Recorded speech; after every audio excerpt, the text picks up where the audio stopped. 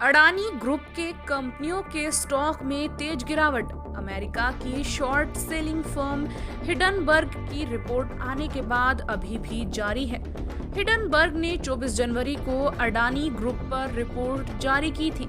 इसके बाद अडानी ग्रुप ने अपने 20,000 करोड़ के एएफपीओ को विड्रॉ कर दिया। अडानी ग्रुप का घाटा भारत के रक्षा बजट 4,32,000 करोड़ रुपए से भी दोगुना है। हालांकि अडानी ग्रुप ने अपने ऊपर लगे सभी आरोपों को खारिज किया है, लेकिन अडानी समूह के द्वारा दी गई सफाई किसी काम नहीं आ रही है और शेयर दिन के दिन जमीन की तरफ बढ़ रहे हैं। इसके साथ ही दुनिया के टॉप 10 अमीरों की लिस्ट से गौतम अडानी का नाम भी गायब हो गया। Hindenburg company.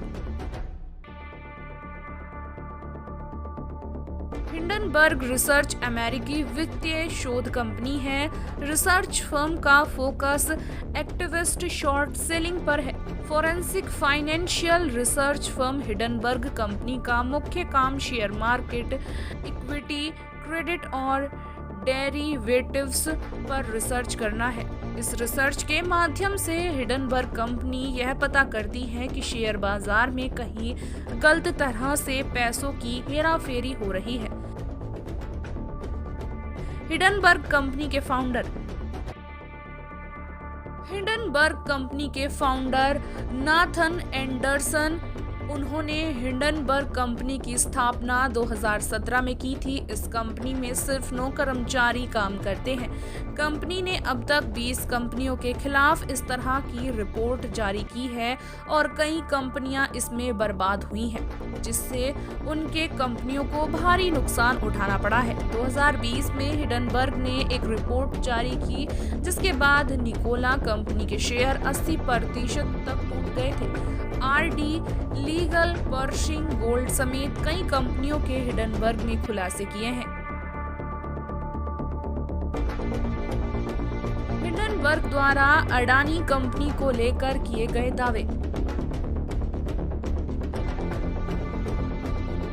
हिडनबर्ग ने अडानी कंपनी को लेकर अपने रिसर्च में बड़े आरोप लगाए हैं, जिसके चलते अडानी ग्रुप की कंपनियों के शेयर में भारी गिरावट आई है। गौतम अडानी की नेटवर्थ में आई गिरावट के चलते अब वे अरबपतियों की लिस्ट में खिसक कर 21वें पायदान पर पहुंच गए हैं।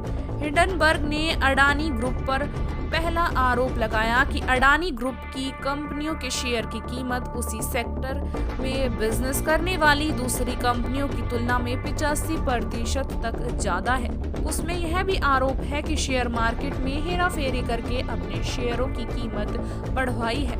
हिडनबर्ग ने अडानी ग्रुप पर सबसे बड़ा आरोप यह लगाया कि कंपनी पर 2.20 लाख करोड़ से ज्यादा का भारी कर्ज है। रिपोर्ट में बताया गया है कि कंपनियों ने अपनी हैसियत से ज्यादा कर्ज ले रखा है। शॉर्ट सेलिंग क्या है? शेयर बाजार में एक छोटी सी अवधि में लाभ कमाने के लिए एक शॉर्ट सेलिंग की जाती है। यानी शॉर्ट सेलिंग एक ऐसी रणनीति है जिसमें आप उन शेयरों को बेचते हैं जिन्हें आप मार्जिन खाते का उपयोग करके अपने डीमैट खाते में नहीं रखते हैं। ऐसे मामले में आप मार्जिन शुल्क का भुगतान करके अपने ब्रोकर से शेयरों का प्रतिभूतियों को उधार ले सकते हैं। आपको यह भी सुनिश्चित करना होगा कि आप अपने ब्रोकर को उधार के शेयरों का निपटान चक्र के अंत में वापस कर देंगे, जो आमतौर पर शेयरों के मामले में 1 दिन का होता है और मुद्राओं, वायदा और विकल्पों के मामले में दीर्घकालीन अवधि का होता है। शॉर्ट सेलिंग कैसे काम करता है? शॉर्ट सेलिंग में निवेशक उस शेयर को बेचता है जो व्यवहार के समय उसके स्वामित्व में नहीं होते हैं। निवेशक कारोबारी ब्रोकेज की मदद से मालिक से शेयर उधार लेता है और कीमतें गिरने की उम्मीद के साथ बाजार मूल्य पर बेचता है।